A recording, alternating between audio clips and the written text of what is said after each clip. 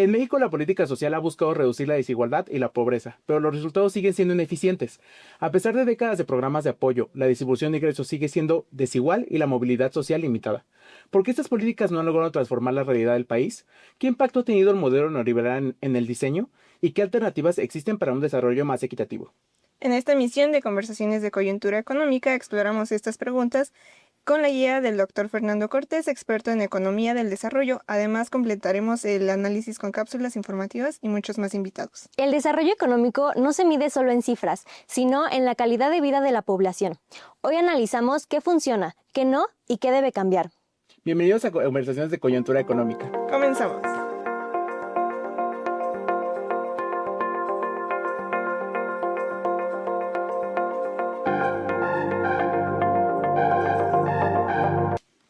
Bienvenidos a Conversaciones de Coyuntura Económica. Yo soy Eufemia Basilio y los recibo con mucho gusto en este programa. En el programa de hoy hablaremos de los artículos publicados en el Boletín Coyuntura Económica número 16, que lleva por nombre Limitaciones de la Política Social para el Desarrollo y la Distribución del Ingreso en México. Y para contribuir con esta información, nos sentimos muy honrados de la presencia del doctor Fernando Cortés. Y viene el doctor Alejandro Ramírez Guerra para contarnos sobre su más reciente publicación académica. Y el licenciado Israel Fierro nos hablará sobre uno de los departamentos pilares del IEC. Finalmente, el licenciado Ángel Toscano nos dará su opinión sobre el boletín. Así que los invito a que se queden y disfruten de este programa que realizamos con mucho cariño desde el Instituto de Investigaciones Económicas. Les pido que no olviden dejar su like y compartir este contenido. Recuerden seguirnos también en nuestras redes sociales. Nos encuentran en Instagram, Facebook, TikTok y en X como Coyuntura Económica IEC, y pueden vernos en el canal de YouTube oficial del Instituto de Investigaciones Económicas. También pueden escuchar nuestro podcast Coyuntura Económica el último jueves de cada mes en nuestra cuenta de Spotify Coyuntura Económica IEC. Antes de iniciar, los quiero invitar a que conozcan un poco más de la amplia trayectoria del doctor Fernando Cortés. El doctor Fernando Cortés es licenciado en Economía por la Universidad de Chile y doctor en Ciencias Sociales por el CIESAS Occidente. Es investigador del Programa Universitario de Estudios del Desarrollo y docente en la especialidad de Desarrollo Social del Programa Único de Especialidades en Economía de la UNAM. Es profesor emérito de la Facultad Latinoamericana de Ciencias Sociales, investigador nacional emérito del Sistema Nacional de Investigadoras e Investigadores de México y profesor investigador emérito en el Colegio de México. Ha sido docente en diversas facultades de Latinoamérica.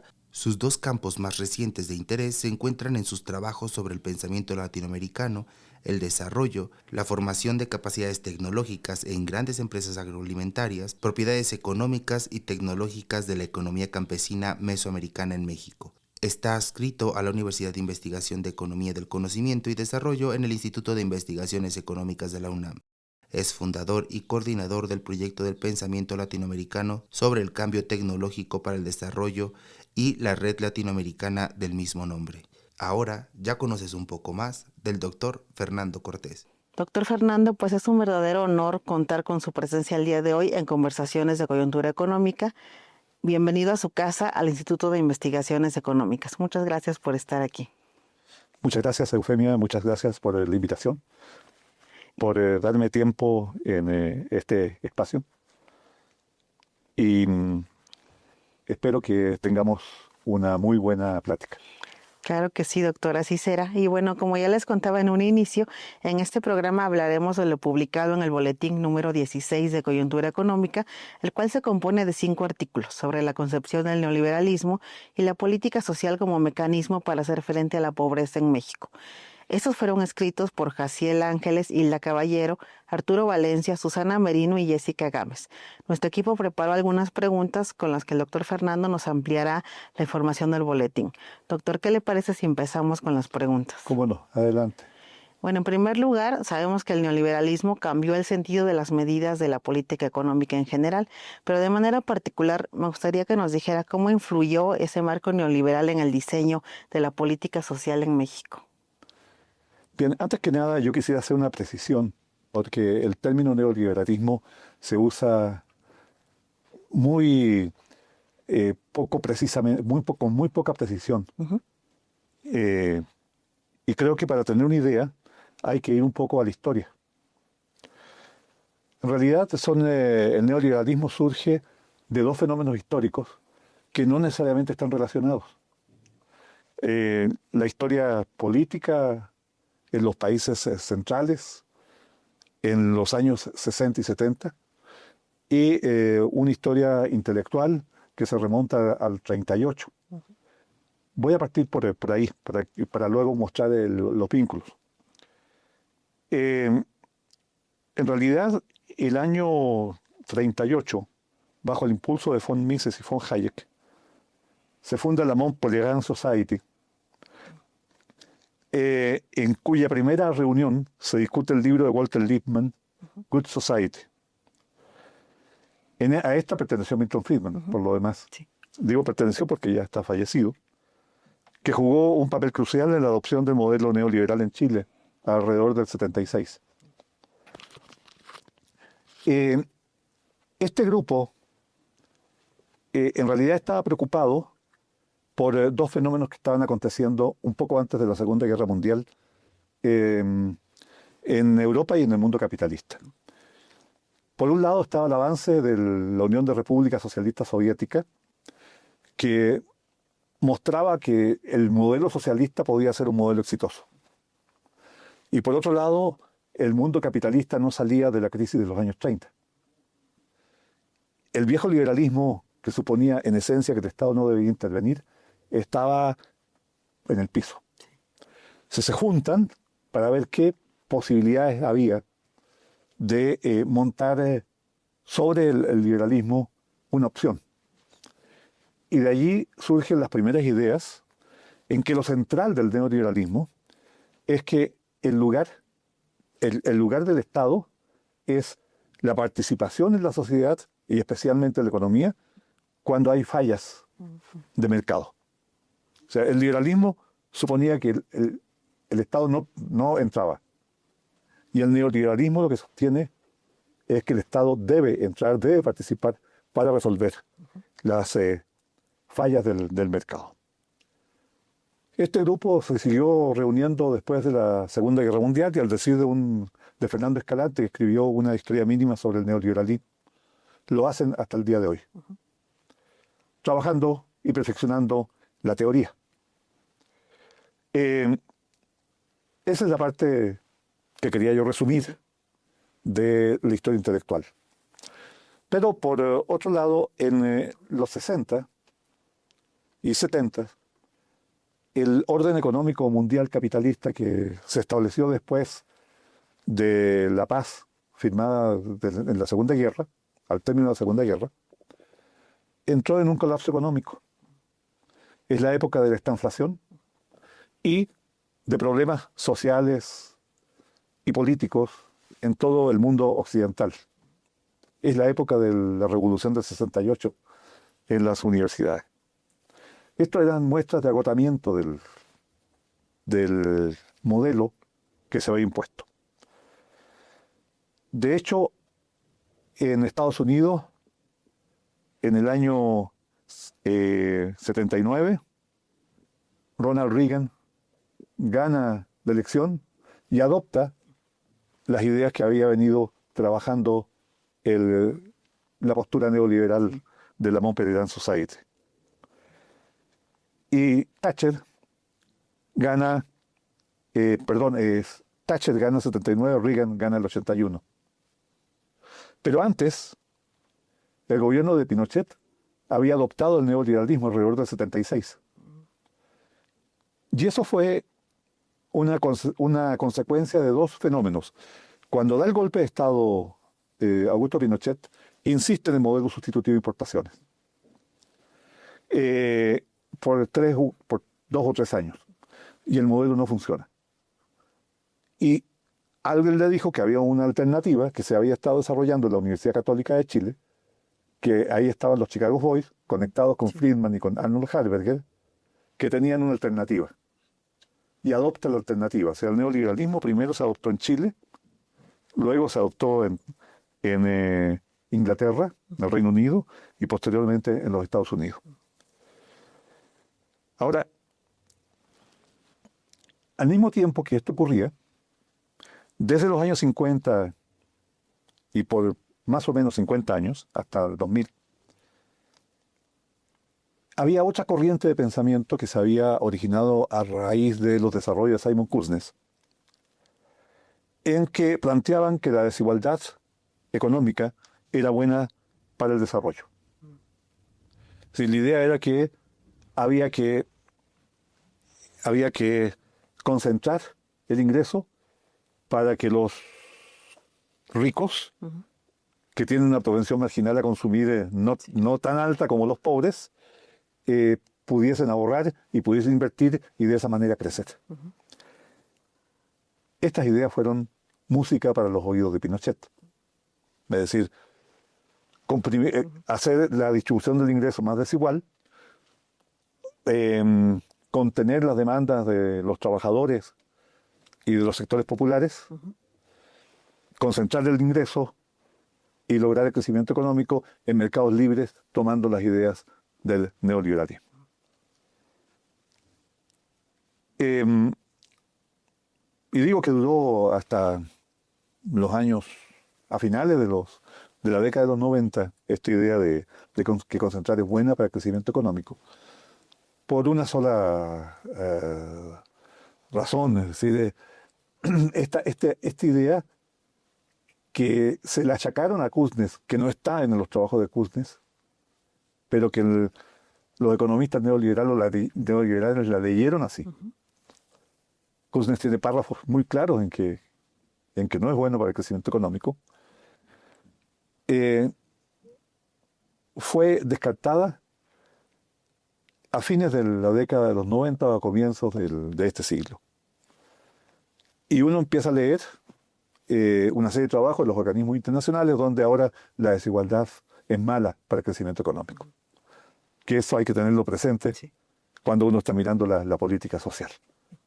Este cambio también de mentalidad fue importante.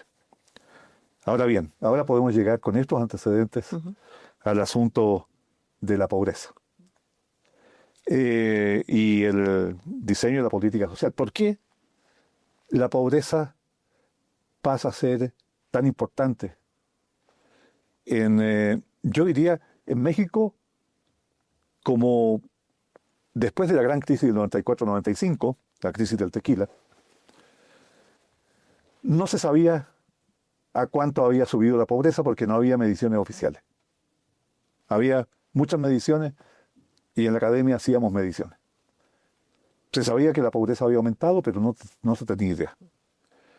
Y había la idea que se daba en el medio que la pobreza podía producir violencia social.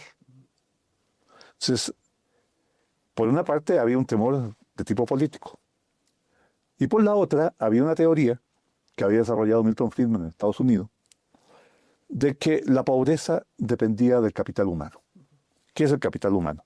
O sea, es la posibilidad de producir, de trabajar de los seres humanos tiene que ver con una cierta cantidad de capital, así como un capital físico o el capital financiero. Y el capital que uno tiene fundamentalmente depende de su educación, de su salud y claramente de la alimentación. Si se dan cuenta, es educación, salud y alimentación. ¿Cómo se llamó el primer programa construido en México para atacar la pobreza? El programa de educación, salud y alimentación, Progresa.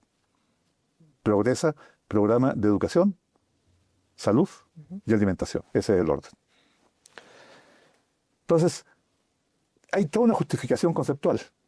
Y también hay algo que es bien importante. Reconocer que los que ya tienen su capital humano y no van a obtener más ingresos, y esos están amolados, que son las generaciones actuales. Pero las que vienen pueden entrar a un programa para elevar sus niveles de educación y de salud a través de este programa de alimentación, a través de este programa que se llamó Progresa, Oportunidades y Prospera a lo largo del tiempo, pero el programa en sí quedó incólume. La idea fue la misma. Y la idea es dar capital humano a las nuevas generaciones de manera tal de que cuando entren al mercado de trabajo puedan ellos generar sus propios recursos escapando de la pobreza.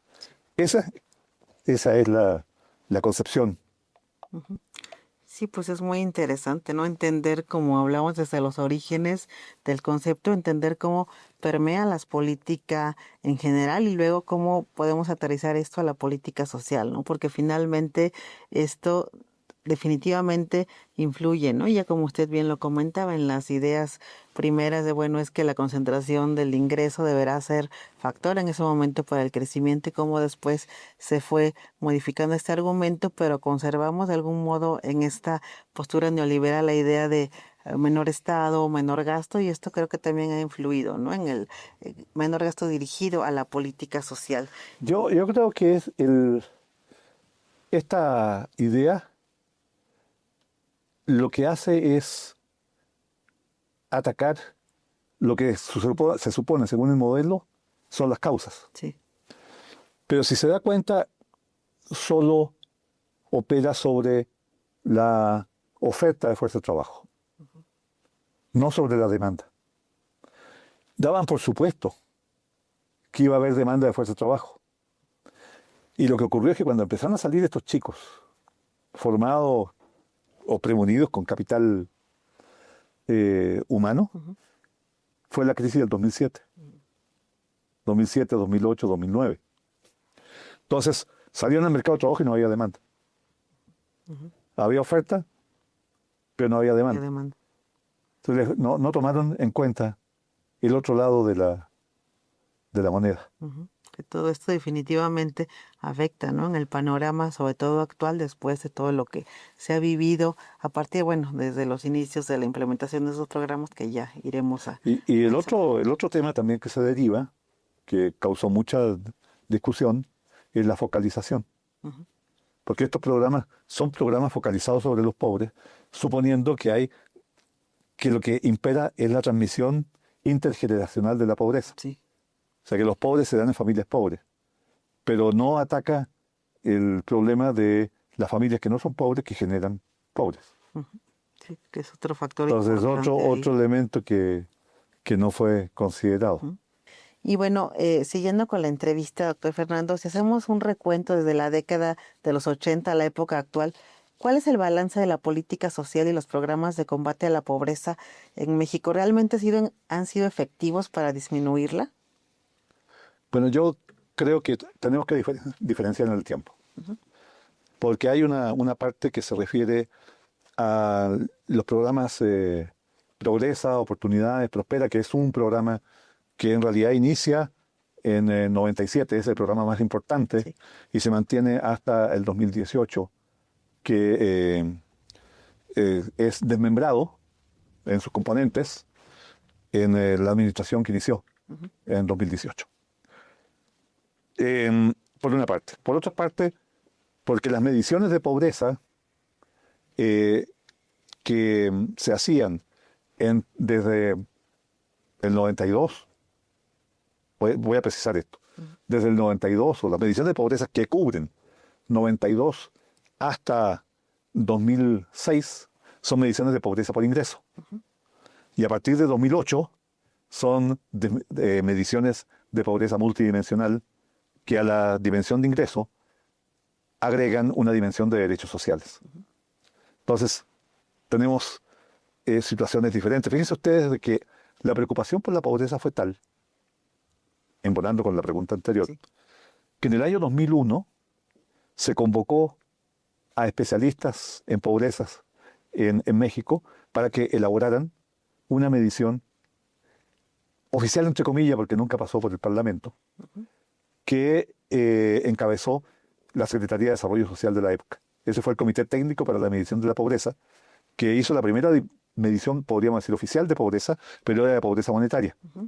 Como se hizo en 2002, se usaron datos de 2002, de ahí se siguió calculando hacia adelante, y luego se hizo el cálculo desde 92 hasta 2000, que eran los años que faltaban, y se completó la serie. O sea, esa es una serie hecha al revés, no fue hecha cada vez, sino que fue una extrapolación de la medición oficial que hizo el Comité Técnico para la Medición de la Pobreza.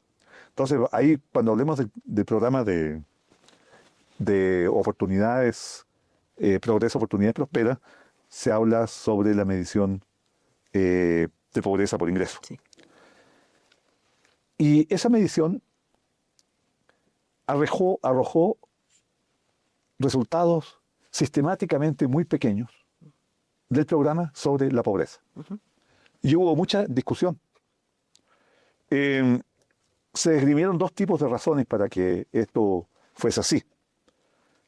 Uno era el reducido volumen de recursos que se dedicaban al programa. Nunca pasó más allá del 0.6% del PIB. Sí. Era un programa relativamente barato, a pesar de que llegó a cubrir 6 millones de hogares. Es decir, entre 24 y 30 millones de personas. La cobertura era muy grande, el costo era muy bajo.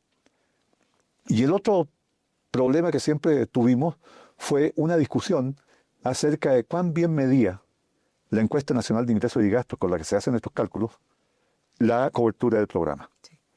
Cuando se comparaban las cifras de derechohabientes del Progresa con las estimaciones de la encuesta nacional de ingresos y gastos de los hogares, había una discrepancia muy grande. Así como lo hay en las remesas, por ejemplo. Nunca se pudo saber, pero el efecto, pero parecía ser que fue pequeña.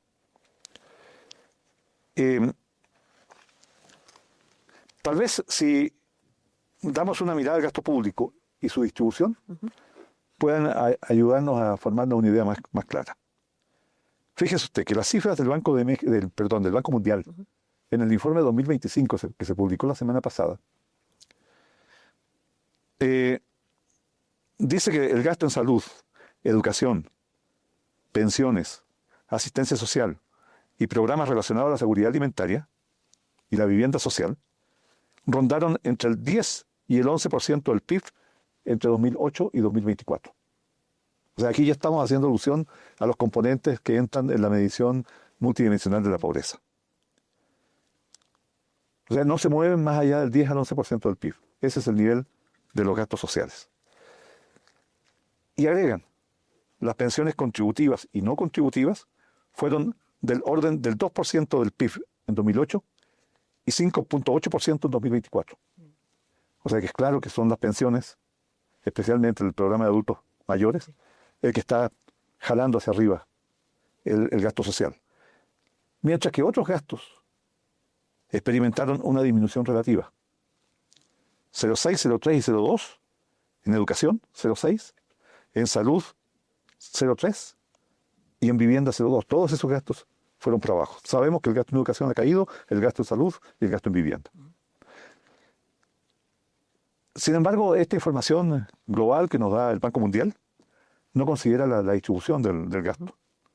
Pues hay que tomar en cuenta que los programas actuales no son focalizados.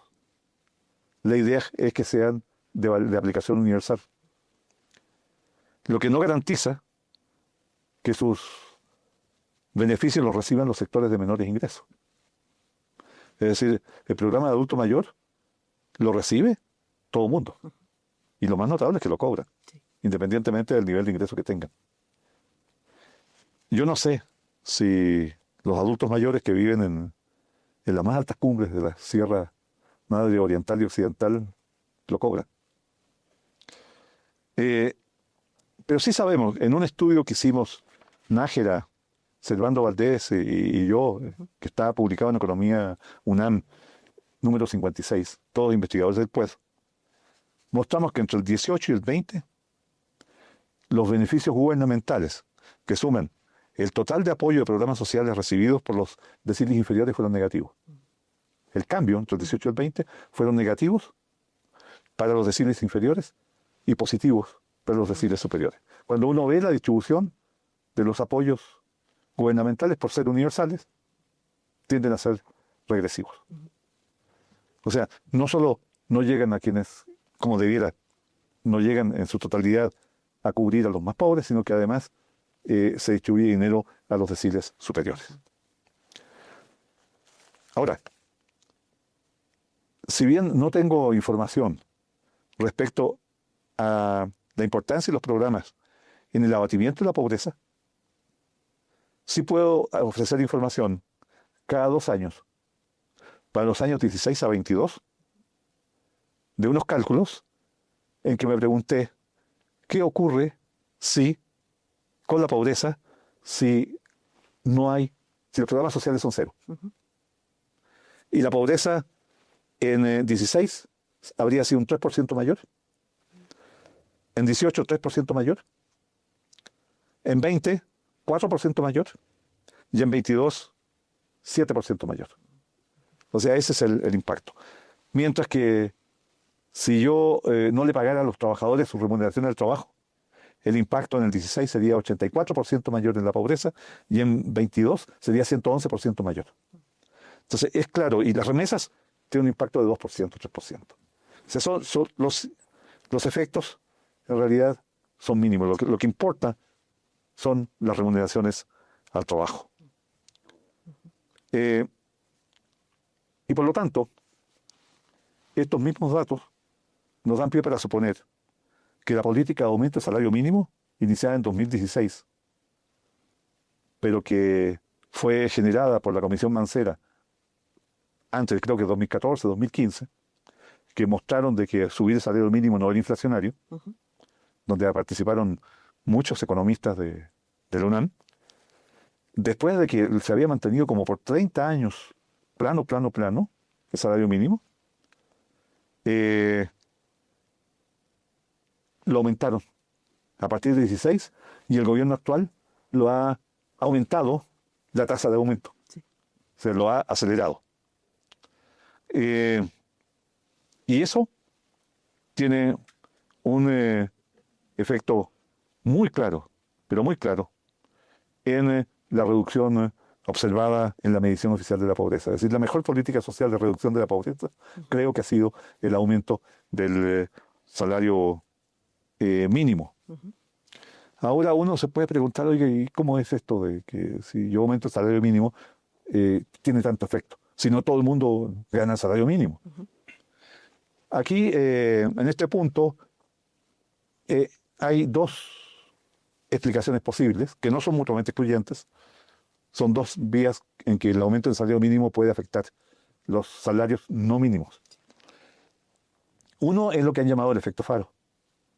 Es decir, si se aumenta el salario mínimo, entonces gente que no gana el salario mínimo presiona por aumentar, porque le den un aumento de salario.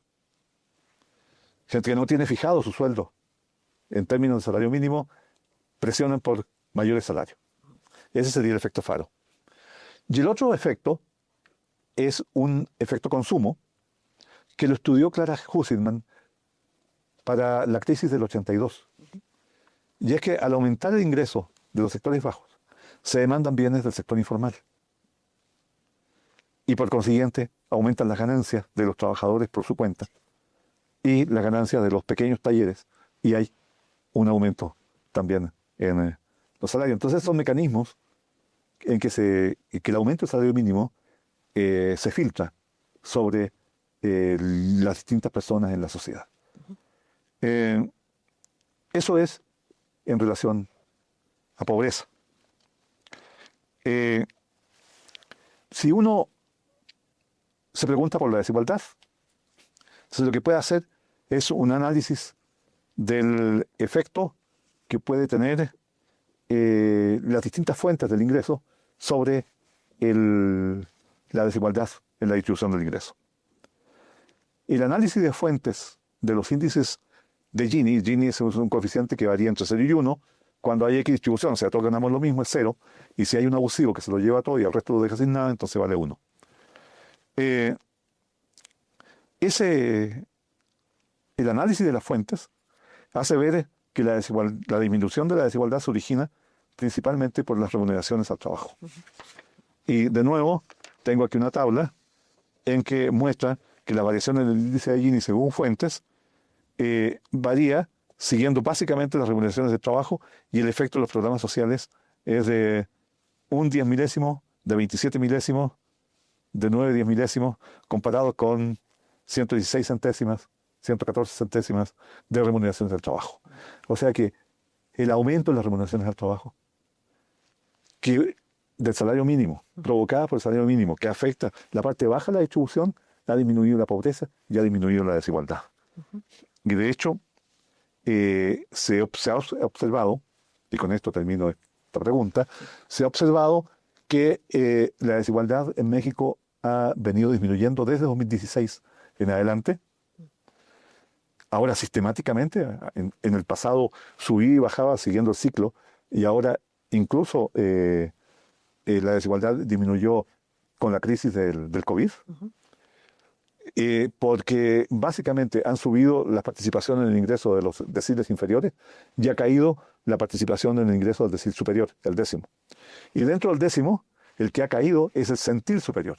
O sea, el 1% de los ricos del país, de los más ricos, muestran una caída sistemática. Entonces hay una disminución provocada de la desigualdad, provocada, parecía ser, fundamentalmente por el aumento en el salario mínimo y al mismo tiempo una caída en la pobreza. Pues muy interesante análisis también, porque bueno, de entrada, bueno, todo lo que nos ha referido respecto a las mediciones, que es muy importante entender, ¿no?, de las metodologías, cómo han cambiado, y cómo uno pensaría que justo los programas sociales que deberían estar diseñados o debieron para aminorar la pobreza no han sido quizá tan efectivos por lo que usted bien comenta, ¿no? Es más el salario el que ha impactado en esta disminución que los programas sociales, ¿no? Habrá que ver de aquí a los siguientes sexenios o décadas qué puede pasar o cómo puede seguir impactando, pero es muy interesante esta relación, doctor Fernando, y bueno. Me referí fundamentalmente a ingresos. Dejé a un lado las carencias que tiene que ver con el ámbito de los derechos. Sí. La parte de las carencias ya la había yo planteado con los datos del Banco Mundial. Ahora, si vamos a mirar carencias en la medición multidimensional de la pobreza, lo que vemos es que se mueven muy poco a lo largo del tiempo, excepto la carencia en salud, la carencia en acceso a la salud, que en el año 20 se disparó. Sí, Y eso el COVID. fue consecuencia del famoso COVID. Sí, sí. Entonces, en realidad los cambios en carencia son relativamente pequeños.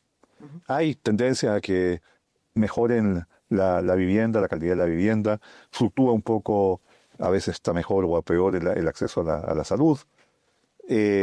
Ha ido cayendo la carencia por acceso a la seguridad social. Yo creo que en gran parte porque en esa carencia están contabilizados como no carentes los adultos mayores que gozan de un apoyo que sea mayor, el monto del apoyo tiene que ser mayor que el promedio de las líneas de pobreza. Entonces, y de eso ya los montos que están repartiendo ya lo superan. Entonces, el programa de adultos mayores yo creo que ha venido disminuyendo la carencia por acceso a la salud, a la seguridad social. De hecho, es como una jubilación, si lo piensa. Sí, de algún poco, modo ¿no? Puede verse así. Sí, claro. Y así es como está visto en la forma como se mide. Y decimos, todo esto nos lleva mucho a la reflexión, ¿no? Respecto a qué es lo que ha ocurrido en estas últimas décadas, bueno, en nuestro país, que es el caso que nos ocupa, y cómo se han ido modificando y realmente el impacto, ¿no? Que es interesante. Y bueno, doctor Fernando, uno de los propósitos también de este programa es que nuestros amigos en redes sociales puedan conocer un poco más de lo que se hace en el IEC, y para eso se encuentra el día de hoy con nosotros el licenciado Israel Fierro, para hablarnos justamente sobre el Departamento de Contabilidad y Presupuesto, y por ahí se encuentra Ale Barranco, ¿nos acompaña a verlo?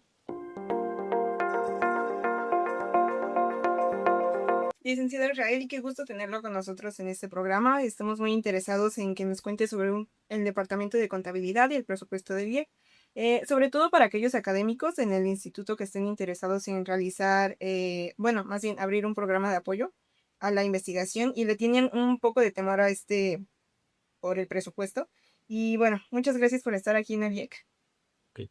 Buenas tardes, agradezco a ustedes la invitación al programa. Bueno, muchas gracias por venir. Y bueno, antes de iniciar con la respuesta a todas nuestras preguntas, quiero hablarles un poco sobre la trayectoria del licenciado Israel. Él tiene una licenciatura en contabilidad por la Universidad de Insurgentes, es administrativo de base con una antigüedad en la UNAM de casi 27 años. Actualmente labora en el Instituto de Investigaciones Económicas como analista en el Departamento de Contabilidad y Presupuesto. Tiene una experiencia de más de 15 años en el Departamento de Presupuesto, manejando los proyectos de PAPID, PAPIME y CONACYT. Entre las labores que desempeña se encuentra el apoyo y asesoría a responsables de proyectos en el instituto, proponiendo alternativas que den solución y agilidad a trámites. Realiza gestiones administrativas y operativas para el pago de proveedores, reembolsos de gastos a investigadores y pago de becas a alumnos registrados. ¿Le parece si iniciamos con las preguntas, licenciado? Claro que sí, con mucho gusto. Claro. Licenciado Israel, ¿nos puede hablar un poco sobre los proyectos del PAPID, PAPIME y CONACYT que se trabajan en el IEC? ¿Cuáles son y cómo son y cuáles son sus objetivos? Claro que sí, con mucho gusto. Bueno, son programas que se diseñan para generar conocimientos que puedan ser publicados en medios de alto impacto y de calidad, así como producir patentes y transferir tecnología. Ajá. Entonces, el objetivo de los proyectos PAFI es apoyar y fomentar el proceso de la investigación fundamental y aplicado, la innovación tecnológica y la formación de grupos de investigación en y entre las entidades académicas, para lo que habíamos dicho anteriormente, generar conocimientos y publicarlos en medios de alto impacto, de calidad, producir patentes y transferir tecnología. Ese es el objetivo de los PAPIT. El objetivo de los proyectos PAPIME es promover el mejoramiento en la enseñanza y el aprendizaje en el nivel bachillerato y licenciatura en cualquiera de sus modalidades, así como la de fomentar la innovación en la educación. Esos son los objetivos. Ok. Y bueno, en estos proyectos que nos fomenta, ¿quiénes pueden acceder a ellos?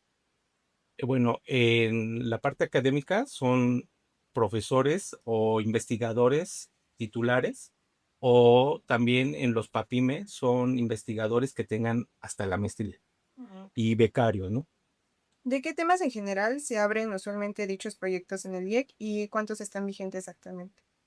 Vamos a comenzar con la segunda pregunta. Tenemos actualmente 16 proyectos y quiero hacer una pequeña pausa aquí comentándole a los investigadores que no hay nada de qué temer en el manejo presupuestal o de estos programas, ya que de años atrás a la fecha, todo se ha sistematizado y es más sencillo el manejo, tanto administrativo como presupuestal. Más bien el temor que en este momento deben de sentir es de que en años anteriores teníamos de 27 a 30 proyectos por año.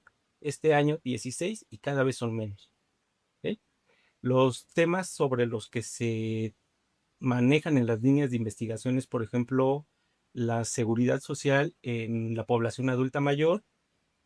Hay otro tema del megaproyecto Tren Maya, políticas fiscales, el crecimiento económico nacional y crisis económica nacional e internacional, el turismo sustentable.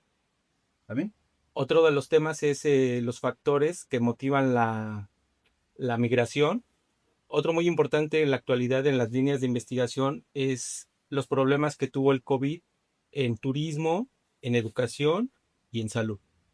Son algunos temas que se tocan. Ok. Bueno, sabemos que en dichos proyectos se pueden tener becarios. No sé si nos pueda comentar qué tipos de becas se otorgan y cuáles son los requisitos eh, para acceder a ellas. Bueno, existen tres modalidades de beca, tres niveles: licenciatura, posgrado y postdoctorado. Dentro de las becas de licenciatura, los proyectos PAPIT y PAPIME hay dos similares, que es las becas de licenciatura conclusión de estudios y licenciatura titulación, pero PAPIT tiene una más, que es las de graduados de licenciatura. Pero en cuestión de documentación va a ser la misma. Ahora bien, antes de optar por un becario, debe de ser elegido por el responsable del proyecto, tener un promedio mínimo de 8, no contar con alguna otra beca y no contar con un contrato con la UNAM, a menos de que sea un ayudante profesor que tenga un contrato no mayor a 8 horas a la semana. Ahora bien, dentro de la documentación que se va a subir a la plataforma o adjuntar para que les autoricen la beca es la siguiente. Pero antes de eso, en cualquiera de las modalidades de beca, licenciatura, posgrado o postdoctorado, hay dos documentos que sí o sí los tienen que subir, que es la identificación oficial del alumno y el CUR en copia. Ya, eso ya va a estar implícito. Por ejemplo, en las becas de conclusión de estudios, licenciatura conclusión de estudios, tanto en PAPIC como en PAPIME, uno de los documentos que les van a solicitar es una constancia de estudio oficial con promedio, el avance de créditos y el semestre en el cual están cursando. Ahora está el 2025-2 y el registro de inscripción o tira de materias con fecha de inicio y fecha de término del semestre. En las becas de licenciatura titulación les van a pedir un historial oficial y vigente porque es donde DEGAPA va a verificar que no hayan pasado más de 15 meses de que el alumno concluyó la licenciatura. Bueno, aparte del historial, el registro de la tesis con el nombre del tutor. Ajá. Aquí hay que recordar que esta beca, la línea de investigación tiene que coincidir con el tema de la tesis. Ajá. Ahora bien, los graduados de licenciatura, conclusión de actividades de proyecto, les otorgan una beca por 6 meses más. Y la documentación que les van a pedir es copia del acta de examen y un historial. ¿Ok? Bueno, ahora bien, en las becas de posgrado es un poco similar a las de licenciatura. El alumno debe de ser propuesto por el responsable del proyecto, tener un promedio del nivel previo mínimo de 8, no contar con algún otro apoyo beca y no tener un contrato con la UNAM, a menos de que sea ayudante profesor, que es un contrato no mayor a 8 horas a la semana. Estas becas de posgrado inician con las de prerequisitos de posgrado y los documentos que les van a solicitar en esta beca es un comprobante de que avale que fuimos aceptados en el posgrado y una constancia del promedio del nivel previo. Ajá. En las becas de especialidad de estudios les van a solicitar un historial vigente y oficial, una constancia del posgrado que valide el promedio del nivel previo y el comprobante de inscripción. ¿Ok? En las becas de especialidad de obtención del grado les van a pedir un historial académico igual vigente y una constancia del posgrado con el promedio del nivel previo. ¿Ok? En los de graduados de especialidad les van a pedir copia del acta de examen y una constancia del posgrado que avale el nombre del tutor de la tesis. Ahora bien, las becas de maestría de estudios nos van a solicitar el comprobante de inscripción con el nombre del tutor, un comprobante de promedio del nivel previo y un historial académico. ¿Ok? En la de maestría obtención de grado, un historial académico y constancia del posgrado que avale el nombre del tutor. Y ya por último, en la modalidad de maestría, los graduados de maestría, conclusión de actividades de proyecto, les van a autorizar por 6 meses más la beca y van a tener que subir copia del acta de examen y la constancia del posgrado que avale el nombre del tutor de la tesis. Y ya por último, las becas de doctorado, que es la de doctorado estudio, nos van a pedir un comprobante de inscripción que indique el nombre del tutor, el comprobante del promedio nivel previo de estudios y un historial académico. Y por último, los graduados de doctorado, el acta de examen de grado y una constancia del posgrado que avale el nombre del tutor. Y ahí ya se concluye. Ah, ok. Sin duda son muchos, no sabía que existían tantas. Me parece muy interesante también que bueno, estén todos estos programas de becarios. No sé si quiera compartir a lo mejor algunas palabras para que personas que estén interesadas pues se animen bueno, a entrar como becarios a estos programas. Claro que sí. Esa parte administrativa de solicitar una beca es muy sencilla. Se abre una plataforma en la DEGAPA donde los becarios pueden entrar y ahí mismo les dicen qué documentos se requieren para optar por la beca. Pero si hay alguna duda, bueno, nosotros en el Departamento de Contabilidad y Presupuesto estamos a sus órdenes para asesorarlos y no les rechacen la solicitud de la beca. De hecho, antes de iniciar el proceso pueden acudir con nosotros para decirles qué documento en específico se requiere en su nivel de beca. Ah, ok, me parece muy interesante, la verdad. Con también no sé, a lo mejor a las personas que no pueden acudir al instituto lo pueden hacer, no sé, por medio de línea, ¿hay algún contacto en el que se puedan comunicar con ustedes? Bueno, como tal, el instituto aún no publica las líneas de investigación o proyectos que PAPID o PAPIME que están vigentes. Pero, por ejemplo, si existe alguna duda, buscar en el directorio del instituto, ya sea mi nombre porque soy la persona que maneja los presupuestos del instituto en cuestión de proyectos PAPID y PAFIME, y ahí está mi número de extensión a la cual pueden marcarme para asesorarlos. Ah, ok. Bueno, así que ya todos los que vean este episodio, bueno, sabrán y a lo mejor se pueden animar en la universidad de estos programas que tienen. Claro que sí.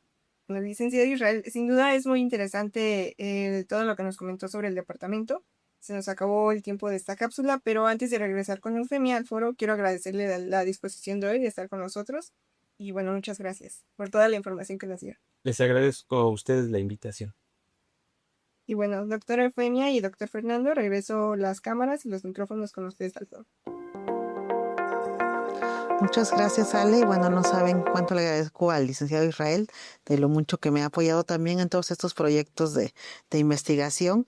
Y bueno, sin duda, doctor Fernando, sin este departamento muchos no podríamos administrar nuestros proyectos PAPID y CONACYT y demás, ¿no? Entonces son realmente muy importantes. Y siguiendo con nuestra entrevista, me gustaría ahora que nos dijera qué se requiere para que la política social realmente incida en la distribución de la riqueza de manera efectiva. Bien, Eufemia, gracias por la pregunta.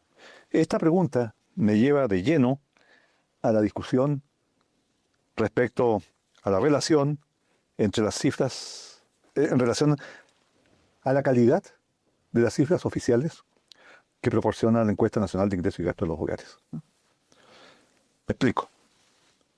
Fíjense ustedes que la Encuesta Nacional de Ingresos y Gastos de los Hogares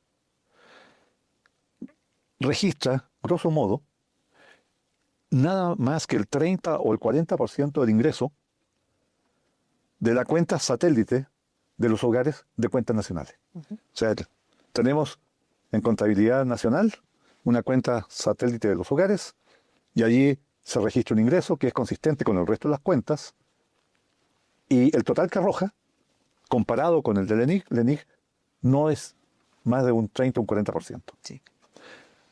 Hay un problema claro que ha sido abordado, hay mucho trabajo hecho en México al respecto. Ahora, la fuente que presenta mayor subestimación es justamente el ingreso del capital. Me refiero al ingreso de la propiedad, ¿no? A los intereses, los rendimientos de los bonos, de las rentas, o sea, todo lo que da la riqueza.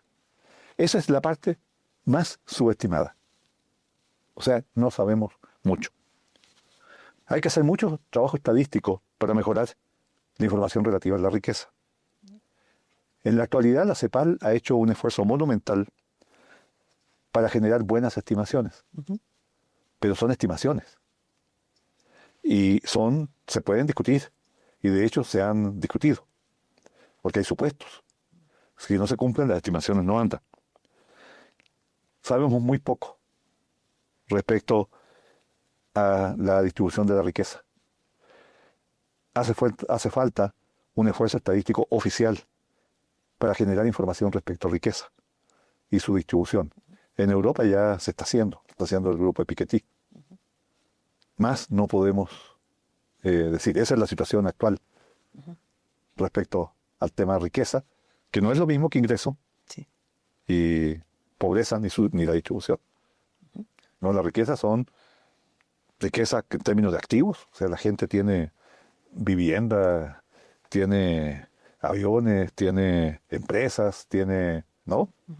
Son activos físicos, o tiene activos financieros, sigue planes invierte en las bolsas o en los planes que ofrecen los bancos, y por eso hay rendimientos. Eso es parte de la riqueza. No es el ingreso que es un ingreso corriente, que es lo que uno está recibiendo todas las quincenas en su chequecito. Eso es diferente. Sí. que finalmente, bueno, pues la política social debe incidir, como hablábamos hace rato, ¿no? En la disminución de la pobreza, en la mejor calidad de vida, en todo lo que el Estado pueda o debe proveer para los que menos tienen, ¿no? Que de alguna manera debe ser el objetivo del Estado, que sabemos que de pronto se ha desviado por ahí, pero o no ha sido tan efectivo como debería en las últimas décadas, como hemos venido hablando, pero que bueno que también nos hace este señalamiento sobre la redistribución de la riqueza. Y bueno, doctor Fernando, también quiero contarle que año con año el IEC y su departamento de publicaciones que dirige la maestra Graciela Reynoso, a quien aprovecho para felicitar porque recientemente ha ganado el reconocimiento Sor Juana Inés de la Cruz. Felicidades, Graciela, muy merecido. Y bueno, justamente de este departamento salen importantes cantidades de libros y revistas también, resultado de la investigación de académicos. Y respecto a esto, pues quiero mandar a Ale y Ernesto que entrevistaron al doctor Alejandro Ramírez, autor de uno de los más recientes libros del IEC. ¿Qué les parece si vamos a ver esta cápsula y saber un poco más de este interesante libro? Hola Eufemia, nos escapamos un poquito para grabar esta cápsula para nuestros queridos seguidores de Conversaciones de Coyuntura Económica. Hoy nos conectamos con el doctor Alejandro Ramírez para que conversemos acerca de su libro Análisis de los determinantes y la descomposición de la productividad total de los factores PTF en México, 1993-2018. Doctor, gracias por conectarse con nosotros. Bienvenido.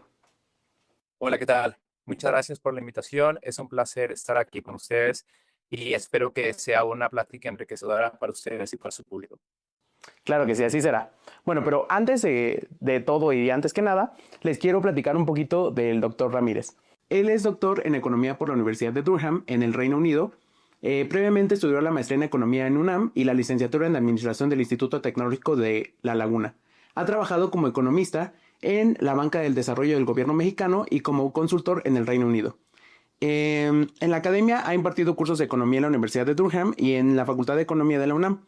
Se desempeñó como investigador asociado de la economía en la Universidad de Newcastle y la unidad de investigación Creative Policy and Evidence Center, ambas en el Reino Unido. Sus intereses de investigación son econometría aplicada, análisis de la productividad, evaluación de políticas públicas y análisis de la economía creativa. Obtuvo el primer lugar en la versión externa del Premio Anual de Investigación Económica Maestro Jesús Silva Herzog, organizado por el IEC en su edición 2023. Bienvenido, doctor. Queremos saber todo sobre su libro y estamos preparados con algunas preguntas. ¿Qué le parece si comenzamos? Claro que sí, con gusto, cuando quiera. Bueno, yo soy comunicólogo y aparte puedo hablar por todos los de Conversaciones de Coyuntura Económica, que somos muy curiosos, ¿no? Entonces queremos saber si nos puede contar un poquito acerca de su libro, de qué va, de qué trata. Sí, claro que sí, con gusto. Mira, te comento. Este libro trata sobre uno de los principales problemas de la economía mexicana, que tiene que ver sobre el lento crecimiento económico. Entonces, cuando se habla de crecimiento económico, podemos analizar a la economía del lado de la oferta. Y cuando se habla del lado de la oferta de los productores, hablemos de las empresas, de las pymes que vemos en el día a día, hay dos formas en que se puede incrementar el crecimiento económico. Una es por el lado de aumentar los factores de producción, digamos, aumenta el empleo, aumenta el capital, aumenta los insumos. eh, y entonces este es el aumento de los factores de producción. Y por el otro lado, que es lo importante y se ha analizado durante siglos, existen corrientes de la teoría económica, es la productividad. Entonces, la productividad se refiere a todo avance, progreso tecnológico y eficiencia técnica que nos permite hacer más por menos. Entonces, hay muchas veces que una economía tiene crecimientos explosivos, pero muchas veces son fundamentados en el incremento de los factores de producción, porque aumenta el empleo, aumenta las materias primas, tal vez hay una mayor extracción de materias primas, por ejemplo, lo que sucedió en el aumento de los precios de las materias primas en América Latina, inicios de los 2000, en Brasil principalmente.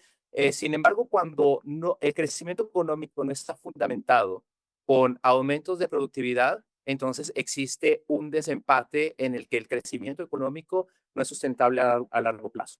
Lo ideal es que aumente aumente el crecimiento económico y que sea fundamentado por la productividad.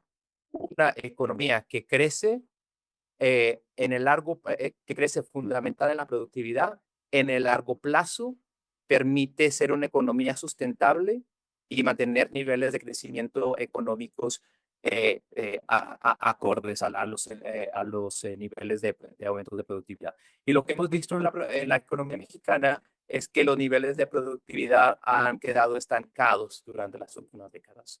Y hay que identificar los factores por los cuales está estancada la productividad.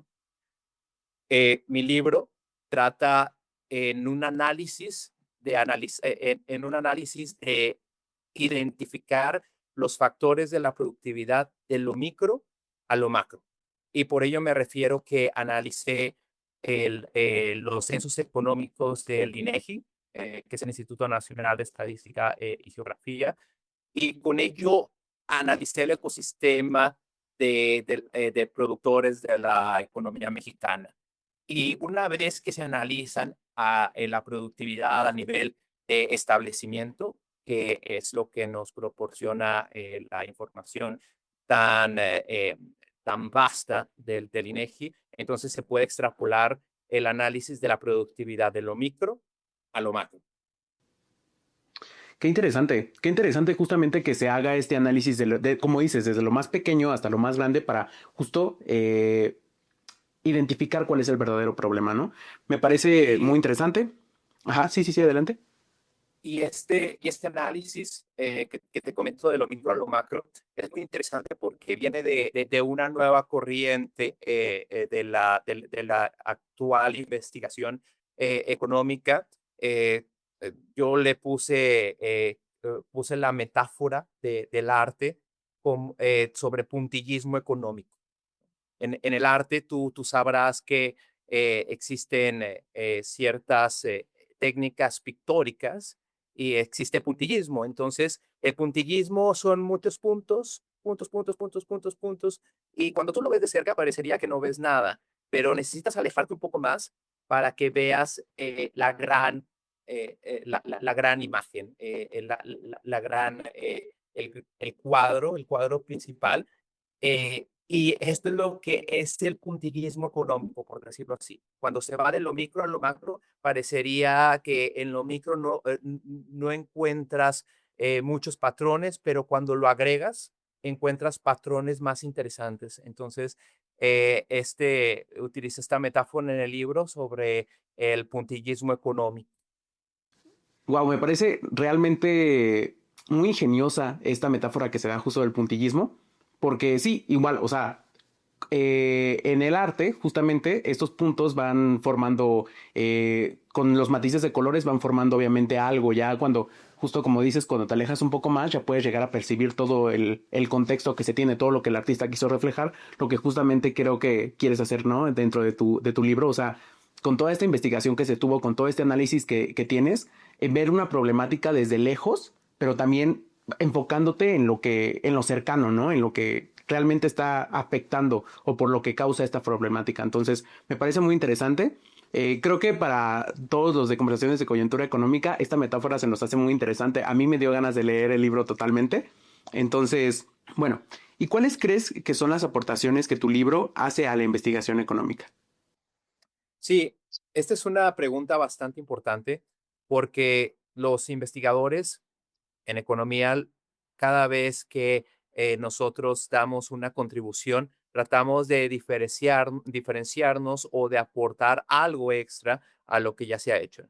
Entonces, respecto a investigaciones anteriores, existen un par de documentos que han analizado los censos económicos y también han medido la productividad total de los factores a nivel de unidad económica y han llegado a conclusiones parecidas. Sobre todo lo que tiene que ver con la descomposición y lo que hablábamos sobre el puntillismo. Una de las cuestiones del puntillismo cuando se agrega de lo micro a lo macro es que podemos analizar la dinámica empresarial. podemos analizar cómo las empresas que entran, salen del mercado y sobreviven, contribuyen a la productividad agregada, a la productividad total de los factores a nivel de la economía. Y lo que estamos en concordancia en varios estudios es que las empresas que sobreviven en el mercado contribuyen de una manera negativa al crecimiento total de la productividad total de los factores a nivel de economía en México. Esto quiere decir que la empresa que estuvo en el año del 2013, por decir un año, y sobrevivió en el 2018, en la mayoría de los casos reducen su productividad. Eso es lo que estamos en concordancia. Ahora, en particular sobre mis contribuciones es que em, me diferencio de algunos trabajos porque hago ajustes a las mediciones de la productividad total de los factores. Ajustes que tienen que ver sobre inclusión de Markov, que son con una función de producción particular, y también con un método que tiene que ver con un método econométrico que tiene que ver con el modelo de Woodbridge. Entonces, esos aspectos técnicos permiten mejorar algunos sesgos de medición. Ahora, cuando hablamos de las políticas públicas, eh, l- en particular, mi investigación, cuando habla de productividad, trata de enfocarse a las políticas públicas en los sectores industriales y en su totalidad sobre política industrial. En otras investigaciones, se propone que para aumentar la productividad hay que enfocarse en la política fiscal. En otra investigación dan una serie de recomendaciones sobre diferentes políticas públicas, pero en mi investigación me enfoco en que hay que enfocarse en ciertos sectores prioritarios de la economía para que pueda potenciar para que puedan existir derrames a otros sectores y sobre todo para compensar. Eso es lo importante. Las políticas industriales tiene que existir una compensación, ya sea porque hay bajos niveles de productividad o porque existen ciertos sectores prioritarios en los que se tiene el interés de que aumente la productividad. Entonces, estamos en una nueva etapa de las políticas industriales a nivel global.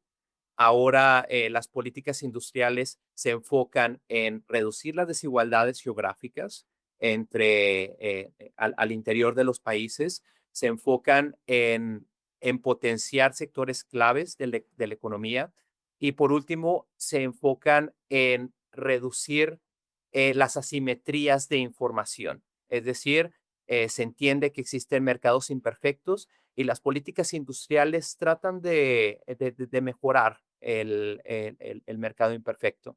Para aquellos escépticos de las políticas industriales, Joseph Stiglitz tiene una frase que dice que no se trata de elegir entre el mercado perfecto y entre el gobierno imperfecto, ¿no? Cuando se trata de las políticas públicas, sino que se trata de un mercado imperfecto y un gobierno imperfecto. Y lo que al final de cuentas resulta es que se trata de mejorar en sí ciertos aspectos particulares de la economía para con ello tener un mejor desempeño y aumentar el crecimiento económico a partir de la productividad.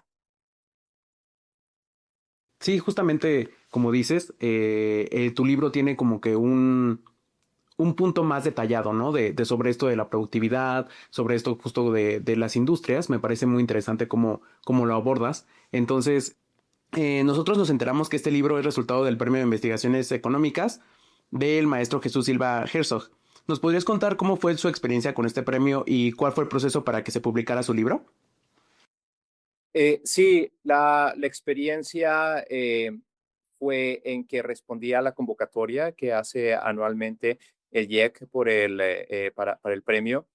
Cuando fue la convocatoria, ya la investigación estaba concluida, fue parte de mi tesis doctoral para obtener mi grado de doctor en economía en la Universidad de Durham.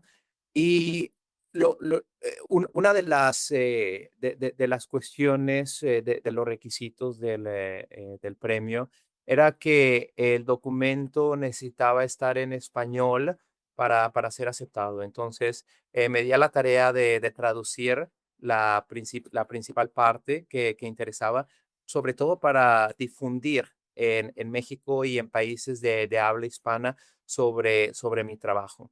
Entonces, una vez que ya fui refinando la síntesis, lo que quería expresar en mi documento y que estaba la traducción lista, mandé mi documento y estuvo sujeto a un jurado y el jurado decidió favorablemente en darme el primer lugar del premio Jesús Maestro Silva Herzog en su versión externa, en su convocatoria del 2023.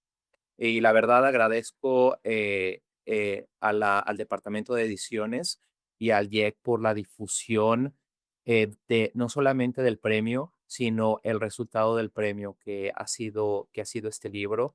Es un libro que no se queda aquí en la cuestión teórica o en la cuestión de investigación económica, sino que trata de trascender al aspecto de las políticas públicas. Y una de los aspectos que me enfoco es sobre dar recomendaciones de política industrial. Entonces, esa es una de los principales atributos de este libro. Qué interesante que haya tenido que pasar todos esos puntos, ¿no? Para poder llegar hasta donde ahora es. Me parece también muy interesante que justamente usted se enfocara también en traducir, bueno, que me había dicho que era un requisito necesario, pero que también es increíble que se tenga como que ya este proceso justamente para que nosotros aquí en América Latina, quienes a lo mejor no hablan también inglés, puedan tener también acceso a esta información, ¿no? Entonces, Y yo que ustedes... Ajá, sí, y adelante. perdón, perdón, este libro es el reflejo de 4 años de investigación. Es una gran información lo que tiene el laboratorio de microdatos del INEGI, pero sí es una información que incluye 18 millones de observaciones, que incluye de 1993 al 2018, con intervalos de 5 años. Entonces, incluye a toda la economía mexicana en estos censos económicos, que creo que el último censo económico fue alrededor de 4 millones de establecimientos. Entonces, existen no solamente complicaciones de estimaciones, sino también complicaciones computacionales para el procesamiento de esta información. Y este documento final que llega justo a tiempo que fue para la convocatoria del 2023. Espero que sea de gran ayuda para todos los lectores, como comentas, de América Latina, de la UNAM y para quienes se interesen en el área de economía. Wow, qué extenso proyecto. Ahora que lo dices, o sea, que pones como que todas las cifras en la mesa, digo, supongo que sí fue un arduo trabajo el que se tuvo que hacer para llegar a esta investigación. Y pues bueno, yo que ustedes estaban muy pendiente de la siguiente convocatoria y les cuento que el libro está disponible con un súper descuento en la librería del IEC, pero también pueden descargarlo gratuitamente de la liga que les dejamos en la descripción de este programa. Y pues no nos queda más, doctor, que agradecerle el haber estado con nosotros hoy y por presentar su libro y darnos detalles tan interesantes. Doctor Alejandro, sea siempre bienvenido a Conversaciones de Coyuntura Económica. Muchas gracias. Gracias por el espacio. Un saludo para ti, para todo tu equipo. Muchas gracias, Eufemia, por la invitación. Un saludo para Armando Vargas y para todos los académicos del IEC. Muchas gracias por este espacio, que es muy importante para todos los ávidos de saber de economía. Gracias. No, de nuevo, gracias a ti. Y doctora Eufemia, regresamos al foro contigo y con el doctor Fernando. pues muchas gracias por esta interesante entrevista. Gracias también al doctor Alejandro y como ya lo dijo Ernesto, vengan al IEC por este libro, mencionen que lo vieron en conversaciones de coyuntura económica y si son comunidad UNAM pidan el 50% de descuento. Y doctor Fernando, pues ¿qué le parece si continuamos con esta interesante entrevista? Me gustaría un poco ir cerrando esta parte sabiendo cuáles son sus recomendaciones propuestas para una implementación adecuada justamente de una política social en nuestro país. Muy bien. Si el objetivo de la política social fuese disminuir la pobreza y la desigualdad a lo largo del tiempo, yo intentaría varias cosas. Primero, recuperar el ritmo de crecimiento del país. ¿Por qué? Porque es más simple, menos conflictivo socialmente, aplicar los aumentos, distribuir los aumentos en el ingreso, en el margen, de manera redistributiva, es decir, supongamos que creció el producto 5%. Entonces tomo ese volumen de recursos y el 80% lo destino a la gente que está en los deciles más bajos de la distribución del ingreso, con lo cual voy a disminuir la pobreza y voy a disminuir la desigualdad. Y el 30% restante, o el 20% restante, se lo asigno al resto de la población. Entonces todos ganan. Unos ganan más, los que menos tienen ganan más que los que más tienen, que ganarían pero menos. Eso es muy distinto que tomar el ingreso de alguien y decirle ahora te saco 20 y se lo voy a dar a este otro. Es distinto sacarle 20 de sus 100 que decirle aumentamos a 105 pero a ti te voy a dar 2. Entonces vas a pasar de 100 a 102. O sea, todos ganan. Nada más que los de abajo ganan más que los de arriba. Y por consiguiente, la pobreza y la desigualdad se abaten. Pero el aumento del PIB requiere aumentar la inversión.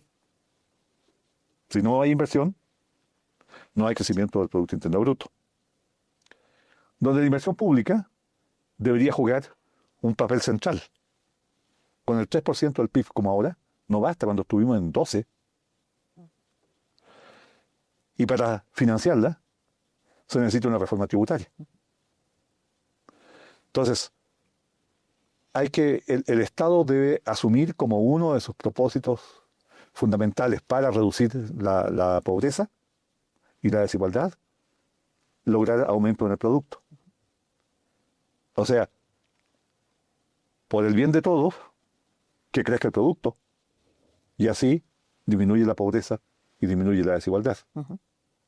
Y por el bien de todos, entonces hagamos una reforma tributaria que va a dar como resultado o va a proporcionar al Estado la posibilidad de financiar infraestructura necesaria para que la inversión privada opere, además de los otros elementos que entran en el aumento de la inversión.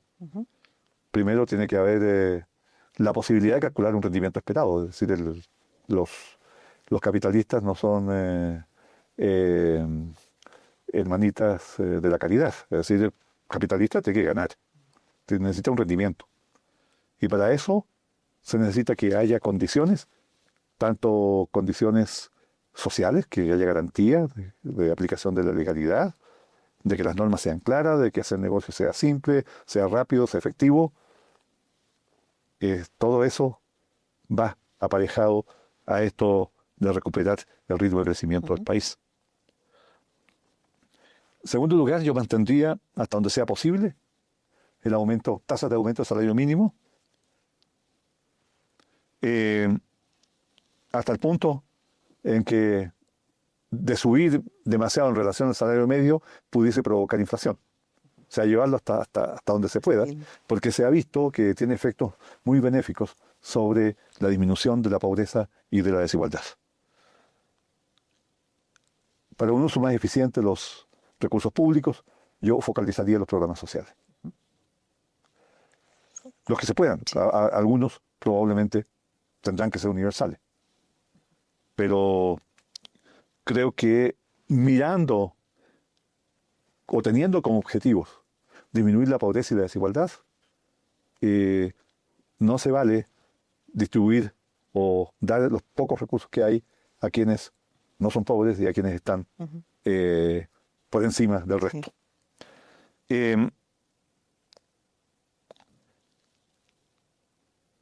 Buscaría la manera de elegir los programas eficientes, es decir, los que más reduzcan la pobreza y la desigualdad, no solo la pobreza, sino que también la desigualdad, o no solo la desigualdad, sino también la pobreza. Y no dejaría fuera de la desigualdad de los objetivos prioritarios, pues en la actualidad, a diferencia del pasado, hay bastante evidencia de que a menor desigualdad, mayor crecimiento económico. Entonces cerramos el circuito y entramos en un circuito retroalimentado positivo. De menor desigualdad, mayor crecimiento, menor desigualdad, mayor crecimiento y por consiguiente menor pobreza.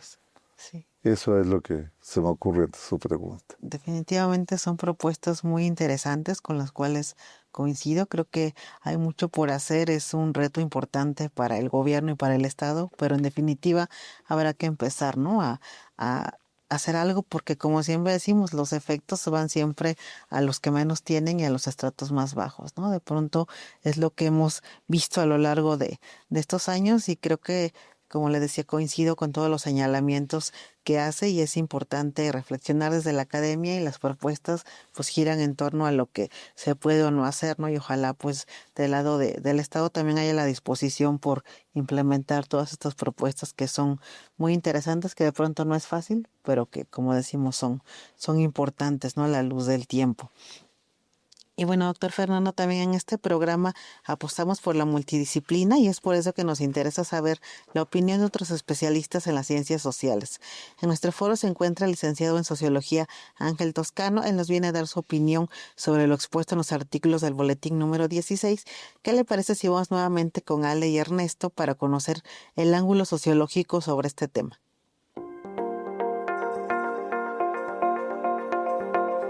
Gracias, Eufemia. Ahora está con nosotros Ángel Toscano, a quien, como dices, le preparamos unas preguntas para conocer un poco más de este punto de vista de lo tratado en el boletín. ¿Qué tal, Ángel? ¿Cómo estás? Bien, gracias. Feliz de estar con amigos de Coyuntura Económica. Claro. Me siento tranquilo por estar con ustedes. Bienvenido. No, todo va a salir excelentemente A ver, bien. vamos Nosotros a vamos a preguntas muy buenas. Preguntas... Pero ¿qué tal si antes de comenzar todo este programa, lleno de muchas preguntas interesantes, les contamos un poco sobre el licenciado Ángel Toscano? Él es licenciado en Sociología por la Facultad de Estudios Superiores Zacatlán. Tiene un diplomado en Comportamiento Humano y Organización Social por la FES Zacatlán. Fue profesor adjunto de Economía 1 y Economía 2 en la carrera de Sociología de la misma FES. Trabaja desde 2017 como coordinador editorial de la plataforma de difusión económica Economentes. Sus líneas de investigación son la pobreza, política social, gasto social, movilidad social intergeneracional y desigualdad social. Pero bueno, Ángel, con respecto a lo expuesto en el artículo del licenciado Jaciel Ángeles, ¿cómo podrías definir el concepto de neoliberalismo? Pues mira, Jaciel hace una propuesta de concepto, pero bueno, primero me gustaría comentarles como un poco de lo que se conoce como el neoliberalismo antes de explorar el concepto de Jaciel. Entendemos el neoliberalismo como un sistema político, social, económico, que transforma la forma de trabajar del Estado y de la vida de las personas, ¿no? Es un sistema que pugna por la autorresponsabilidad, por el libre mercado, también apuesta por el libre mercado.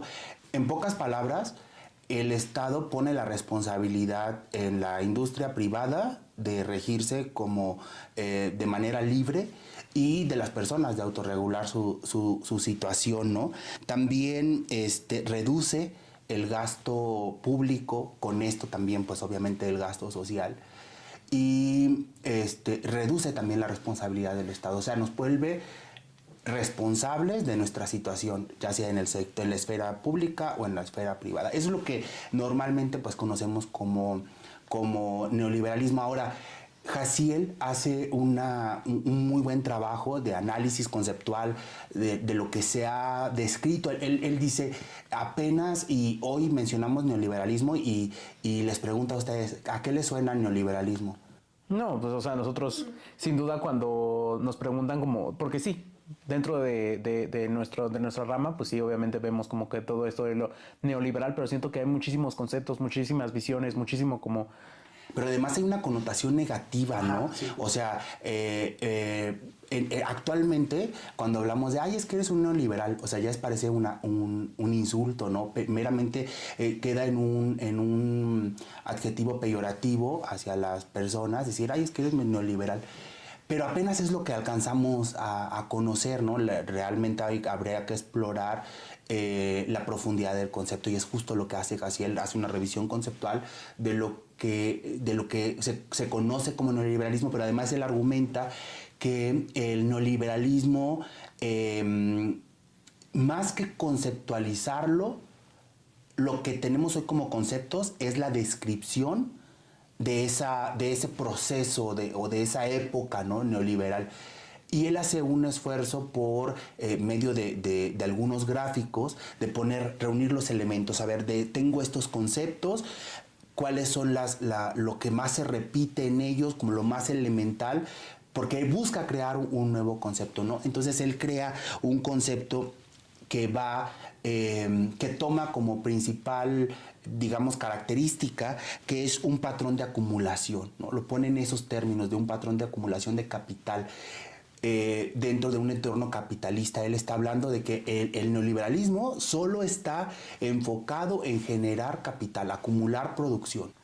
Entonces entendamos que Jaciel, además de poner el concepto del neoliberalismo en términos de un patrón de acumulación para dinamizar el capitalismo, también dice que este está regido por una serie de dimensiones, ¿no? Él menciona la epistemología, la política, la institucionalidad, la política, la economía, la cultura y la historia. Entonces vamos a entender que el neoliberalismo no solamente podemos decir que es un concepto que podemos encerrar en una sola dimensión, ¿no? Es un elemento multiconceptual, o sea, puede entrar en diferentes áreas e impacta, o sea, lo que he revisado de otros autores es que el neoliberalismo impacta en todas las esferas de la vida, ¿no? O digamos, yo sigo pensando que parte de ese sistema neoliberal lo mantenemos hoy en día, por eso hablo en presente, pero digamos que hay un periodo, ¿no? Podemos decir que una vez que entró el anterior sexenio, fue lo primero que se pretendió eliminar, ¿no? El sistema neoliberal.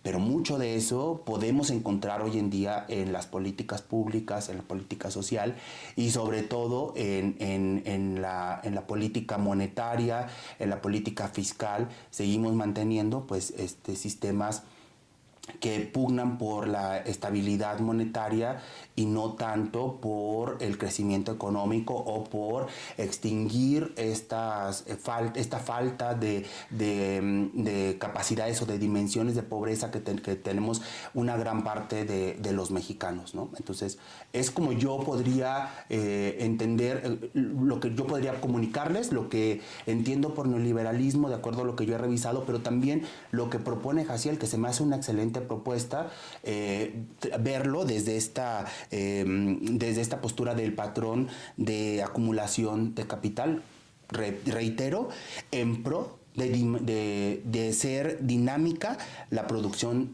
capitalista, ¿no? O sea, que hay un beneficio de generar capital, de generar recursos, así es como lo podríamos sintetizar. Bueno, me parece muy interesante. Esto igual lo escuchamos en el sexto seminario que se llevó a cabo en el Instituto de Investigaciones, en el que estuvo presente Jaciel. Y la verdad es que todo, si quieren ir a verlo, si les interesa como saber un poco más de lo que él mencionó varias cosas, pueden encontrarlo en Económicas UNAM, en los videos que se transmitieron en ese día, perdón. Entonces, Y justamente hemos estado hablando al respecto, ¿no? De esto de lo neoliberal. Igual en el podcast en el que tenemos de coyuntura económica, ahí estuvimos hablando un poco con la doctora Hilda acerca de esto. Ella justamente hablaba sobre esta concepción neoliberal de cómo afectaba también a esos, cómo afectaba y no a la pobreza. Pero bueno, Ángel, los programas sociales de transferencia condicionada que permearon el final de la década de los 90 y principios de los 2000, ¿crees que impactaron positivamente en nuestro país? Sí, pero no lo suficiente. Mira, vamos a regresarnos un poquito. Pregunta difícil. Pregunta difícil. Mira, cuando hablamos de los programas monetarios de transferencia condicionada, conviene un poco regresarnos a ver como el contexto de dónde surgen estos programas de transferencia condicionada. Y vienen justamente de las exigencias de la época de los organismos internacionales, porque se busca luchar contra la pobreza. Es uno de los objetivos que vienen en los objetivos del milenio, que se da justamente antes del año 2000.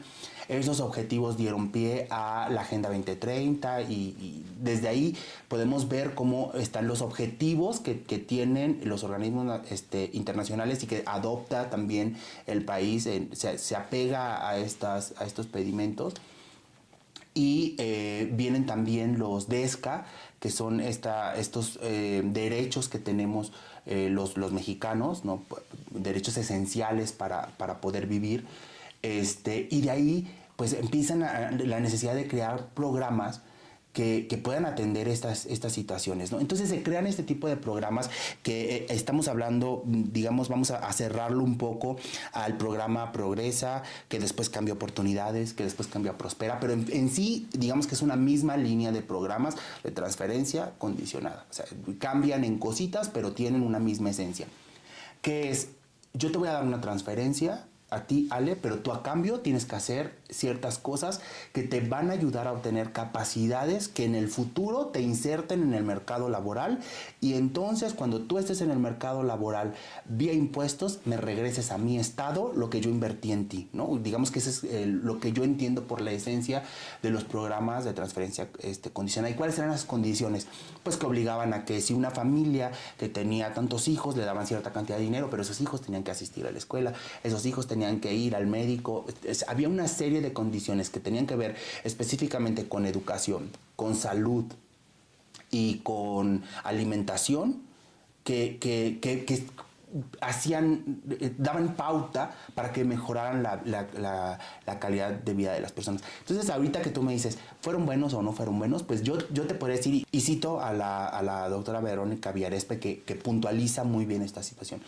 Fueron favorables, incluso estos programas fueron, digamos, ejemplo para otros países para generar este tipo de programas en otros países de América Latina y del mundo, pero no fueron suficientes para disminuir significativamente el número o el índice de pobreza, ¿no? O sea, hubo cosas por hacer, pero de que fueron buenos, pues creo que al menos ayudaron a una generación a tener mayores capacidades, al menos escolares, de salud, ¿no? Creo que sí tenían un efecto positivo, pero no suficiente. O sea, no quiero decir que lo factible hoy sea regresar a esos programas porque nos van a solucionar la vida. No, o sea, también tienen sus deficiencias y tuvieron sus problemas, ¿no?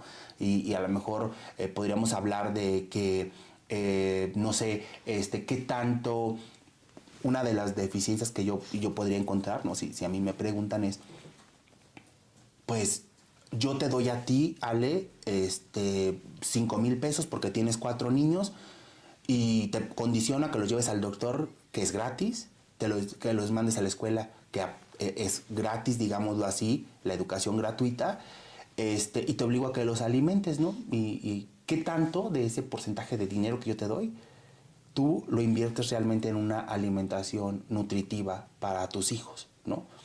Se presta o se prestó mucho para que esos ingresos que tenían las familias, que se le daba pues a los padres, específicamente a las madres, que tanto en la época la mujer tenía esa capacidad o podía decir, este dinero es para la educación de mis hijos, o tengo que colaborar de aquí con lo que mi esposo provee para la casa o con lo que los dos proveemos para la casa, en el mejor de los casos. Porque pensemos en que Ernesto es tu esposo y le gusta la copa y te dice, Ale, pues mochilas, ¿no? Necesito que me des de este ingreso extra para cubrir esas necesidades que no tienen nada que ver con la adquisición de capacidades. Entonces, de que tenía sus deficiencias, las tenía. No era con 100% vigilado el ingreso que tenían las familias. Claro. Y justamente también esto lo platicamos con el profesor Bernardo, ¿no? Justo estas transferencias condicionadas, el cómo se manejaban y a quiénes se les daban y a quiénes no. Y justamente estábamos platicando ese día de que se les daban principalmente a las madres de familia, ¿no? Porque los padres luego llegaban a tener un mal uso de estos digo, no en todos los casos, pero sí. Pero además hablamos, Ernesto, de un México en los años 90, en que si hoy tenemos problemas de desigualdad de género, en los años 90 había aún más, claro, ¿no? Entonces, las madres de familias estaban mayormente o desafortunadamente adaptadas a un sistema patriarcal en el que era difícil decirle al esposo, pues no te doy, ¿no? Porque esto es para mis hijos. No en todos los casos, no estoy generalizando, pero sí venimos de unos años 90 en el que el tema de género era mucho más complicado que hoy. Claro, y como dices, no es factible regresar a esos programas tal vez, porque justo eran otros tiempos, otras necesidades. Ahorita el mercado laboral ha cambiado tanto y todo está cambiando radicalmente, que creo que tal vez no funcionarían de la misma manera. Como dices, tuvieron un impacto positivo, tal vez no en un aspecto tan amplio como para erradicar o disminuir significativamente la pobreza, pero pues sí creo que ahora obviamente si se crearan otros programas de esta clase, tendríamos que ver como todo el panorama socioeconómico, político, todo esto, ¿no? Y además algo que me parece importante puntualizar, Ernesto, es que estamos hablando de que estos programas sociales de esta época fueron programas sociales focalizados. Estaban dirigidos a un sector específico de la población, ¿no? Eso es importante. Y más pensando en que en un México desigual no todos tenemos las mismas necesidades, ¿no? Y el hecho de que se focalizaran los programas me parece un efecto positivo. Sin duda me parece un tema muy interesante y que también, como mencionaron, se menciona en los podcasts, entonces igual por si se quieren ir a dar una vuelta porque dieron muchas opiniones sobre este tema. Y bueno, Ángel, por último, ¿crees que la política social actual tiene un impacto positivo en la adquisición de capacidades más allá del ingreso monetario? Ale, difícil de contestar esa pregunta, chicos, pero voy a hacer un esfuerzo. Mira, cuando estamos hablando, yo el mayor problema que le veo a los programas sociales de transferencia directa es que, son universales.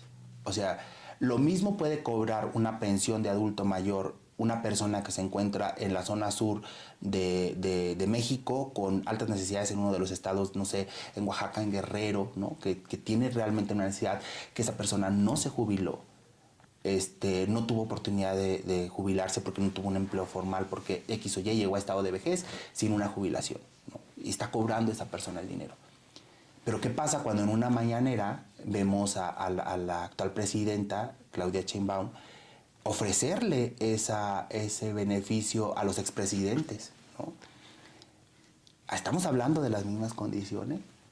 Ese acceso universal no sé qué tanto está ayudando a disminuir la desigualdad, ¿no? Entonces, pues vemos ese cambio, ¿no? Vemos que es acceso universal, no hay vigilancia en el gasto, y además hay un gran número, o más bien hay un gran aumento del gasto social dirigido a los programas sociales prioritarios. Estamos hablando que del total del gasto, gran parte, aquí les va a estar apareciendo una gráfica que estuve creando, gran parte del gasto total se va dirigido a los programas prioritarios de la 4T. Y no está mal que la gente reciba ese beneficio. Lo que me parece inadecuado es que ese gasto no apareció de la nada para poder hacer crecer. Ese gasto, como podemos ver en la gráfica, es resultado de la disminución del presupuesto de otros programas que no están dentro de los programas prioritarios de la 4T, pero que sí son necesarios. Ya hablamos ahora del problema que tenemos en desigualdad de género, que ha pasado con esos programas que han disminuido su capacidad de ingreso o su presupuesto, ha disminuido su presupuesto. Y entonces nos encontramos con que tenemos esta disminución en estos programas, pero además hay una justificación. Cuando hablamos, por ejemplo, del ramo 13, que es el ramo para la de igualdad entre hombres y mujeres, vemos que pues va bien, ¿no? Pero esto obedece a que dentro de ese ramo se está metiendo, por ejemplo, la pensión para adultos mayores. Pero no es una pensión exclusiva para mujeres, primero. Es para hombres y mujeres. Y está dentro del ramo 13, que es el presupuesto dirigido a mujeres, a disminuir la desigualdad entre hombres y mujeres, ¿no? Y entonces, este programa lo meten ahí, ¿no? Está dentro de ese presupuesto. Y con esto ya dijimos, no, pues en género estamos bien, pero ¿qué pasa con las guarderías? ¿Qué pasa con el presupuesto para las guarderías? Pensemos que ese presupuesto que está dentro del ramo 13, para disminuir la desigualdad entre hombres y mujeres, beneficia a disminuir la violencia que sufren las mujeres, beneficia a disminuir el número de femicidios, ¿ayuda a eso? ¿Ayuda? ¿Realmente impacta en la desigualdad de género, los problemas tan graves de violencia que tenemos? Me parece que no.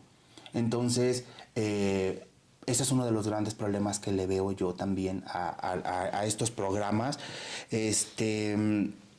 También me parece que lejos de... Es un gasto de gobierno per se. El gobierno está gastando en ti, pero no está pensando en que esto sea una inversión en ti. No está invirtiendo en ti, está gastando en ti. Pero no está pensando en que tú en el futuro me regreses a mí vía fiscal con tus impuestos lo que yo invertí en ti. O sea, es un gasto, te estoy dando, pero no estoy pensando, no tenemos la certeza o ni siquiera la propuesta de que tú me vayas a retribuir a mí fiscalmente porque tú eres responsable de lo que te estoy dando. Ahora, ¿qué va a pasar? El día de mañana, yo voy con Claudia Sheinbaum y le digo, yo sigo siendo pobre, a pesar de lo que tú me das, yo sigo siendo pobre. ¿Qué me va a decir Claudia? Es tu bronca, yo te di el dinero. Tú en vez de gastarlo en capacitación o en gastarlo en tener mejores capacidades, te lo gastaste en lo que tú quisiste. ¿Qué está pasando? Que el Estado nos está haciendo responsables totalmente de adquirir capacidades o no. Y me parece que el Estado necesita intervenir en mejorar las condiciones de la población. Que justamente, como también ya lo habíamos hablado en algún episodio del podcast, esto también funciona como un método de control del gobierno hacia la misma población. Y además de eso, justo lo que estábamos hablando, ¿no? De que realmente es más como para que la población esté a favor del gobierno, ¿no? De que, ok, el gobierno me está dando dinero, ¿no? Entonces es un buen gobierno, entonces estoy a favor de tal partido político porque obviamente nos está dando programas sociales para que nosotros podamos mantenernos, etcétera, ¿no? Entonces es más como también, ¿no? Para mantenerlo justo, este desinterés por dar dinero pero no dar capacidades es como para decir de que quiero que estés a favor de mí, no importa si te sirve de algo o no este dinero que te estoy dando, yo quiero que tú estés a favor de lo que yo estoy promoviendo, ¿no? Sí, así es. Hay mucha teoría sobre este efecto del clientelismo político, del efecto que tiene la política social en temas de política y pues digo, hay un gran número de artículos que hablan sobre eso, ¿no?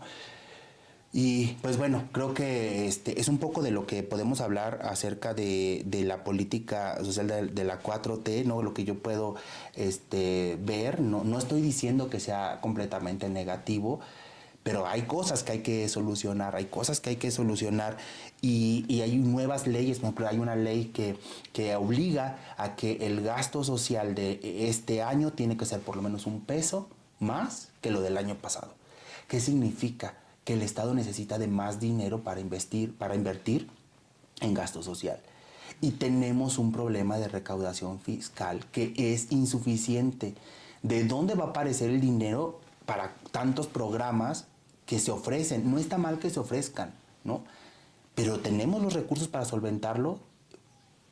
Creo yo que la situación fiscal de México necesita una reestructura para poder financiar ese gran gasto social, ¿no? Ese es otro de los problemas que también veo. El presupuesto fiscal va a llegar al punto en que va a ser insuficiente. Claro, insostenible. Insostenible, exactamente. Porque sí. Entonces, bueno, pero Ángel, lamentablemente me encantaría quedarnos hablando mucho más de este tema, pero se nos acabó el tiempo. Entonces tenemos que regresar al estudio con Eufemia, pero agradecemos mucho que haya estado con nosotros y pues compartirnos sobre todo tu opinión. Muchas gracias, chicos. Al contrario, pues siempre platico con ustedes. Esta es la primera vez que lo hacemos a cuadro, pero me dio mucho gusto platicarle y también pues agradezco a los televidentes, a quienes nos ven en la página de YouTube o quienes nos escuchan en Spotify, que se interesen en estos temas, ¿no? Que cada vez haya más personas interesadas en temas de pobreza, de desigualdad, de gasto social, ¿no? Sí, claro, es muy importante mantenernos informados. Y bueno, doctora Eufemia, vamos contigo hasta la sala de conversaciones de Coyuntura Económica.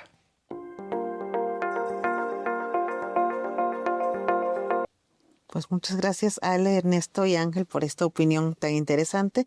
Y bueno, doctor Fernando, disfruté mucho de su compañía en la grabación de este programa. Quiero agradecerle, su aportación es invaluable para lo presentado en el boletín número 16 de Coyuntura Económica. Espero tenerlo pronto escribiendo en nuestro boletín. Y muchas gracias por venir a esta conversación de Coyuntura Económica. Muchas gracias a usted, Eufemia. Muchas gracias por la invitación y por la posibilidad de compartir con su auditorio. Muchas gracias, pues ha sido un honor para nosotros. Y bueno, recuerden que en la descripción de este video encontrarán el link a la descarga gratuita del boletín Coyuntura Económica. Yo soy Eufemia Basilio. Los invito a seguirnos en nuestras redes sociales. Gracias por ver este programa. Los espero en la próxima conversación de Coyuntura Económica.